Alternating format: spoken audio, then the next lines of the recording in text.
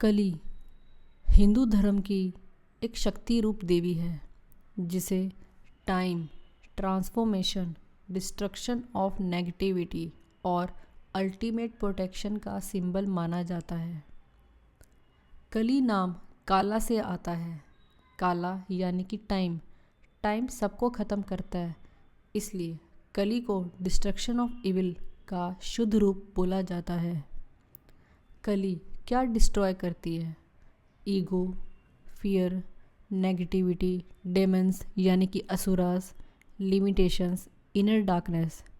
कली किसी ह्यूमन को डिस्ट्रॉय नहीं करती, वो नेगेटिव एनर्जीज़ को डिस्ट्रॉय करती है, आउटसाइड भी और अंदर के डेमन्स भी। कली का अपीयरेंस क्या सिंबलाइज करता है? ब्लैक स्किन, काली वरना, यूनिवर्स का इन्फिनाइट फॉर्म, फियरलेसनेस, माया से परे यानी कि बियॉन्ड इल्यूजन, लंबी जीभ का बाहर आना, ईगो को क्रश करना, रक्त बीज जैसे असुरा को रोकना। उसकी हर एक बूंद से नया राक्षस पैदा होता था, कली ने उसका खून चूसकर रोका।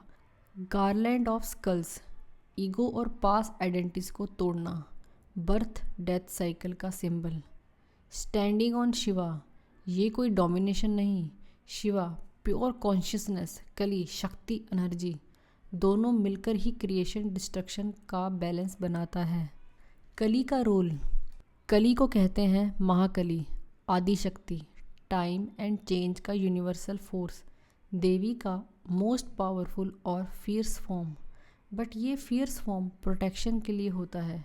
जैसे माँ अगर बच्चे को बचाने के लिए गुस्सा हो जाए, उसका गुस्सा बुरा नहीं होता। सिंबॉलिक मीनिंग क्या है जो सबसे इम्पॉर्टेंट है? कली हमें ये समझाती है, फियर को डिस्ट्रॉय करो, ईगो से मुक्ति पाओ, चेंज से डरो मत, नेगेटिव पैटर्न्स को ख़त्म करो, अपनी इनर शक्ति को एक्सेप्ट करो। कली यानी कि करेज प्लस ट्रांसफॉर्मेशन। कली और असुरा की स्टोरी ये सबसे फेमस स्टोरी है, रक्त बीज वाली, जिसके बारे में मैं आपको बताऊंगी। माँ काली और रक्त बीज की बड़ी पॉपुलर स्टोरी है। एक असुरा था रक्त बीज, उसके पास एक स्ट्रेंज वरदान था। उसके शरीर से अगर एक बूंद भी खून ज़मीन पर गिर जाए तो वहाँ एक नया रक्त बीज पैदा हो जाता, मतलब उसका हर ड्रॉप एक नया क्लोन। इसलिए कोई देवता उसे मार नहीं पा रहा था। जो भी उसको घायल करता, खून टपकता, ज़मीन पर गिरता और 1000 नए रक्त बीज बन जाते। पूरी दुनिया में विनाश मच गया। देवी दुर्गा ने काली का रूप लिया। रक्त बीज को रोकने का एक ही तरीका था, खून को ज़मीन पर गिरने ही मत दो। इसलिए दुर्गा ने अपना सबसे फियर्स फॉर्म लिया, कली। कली की स्ट्रेटेजी क्या थी?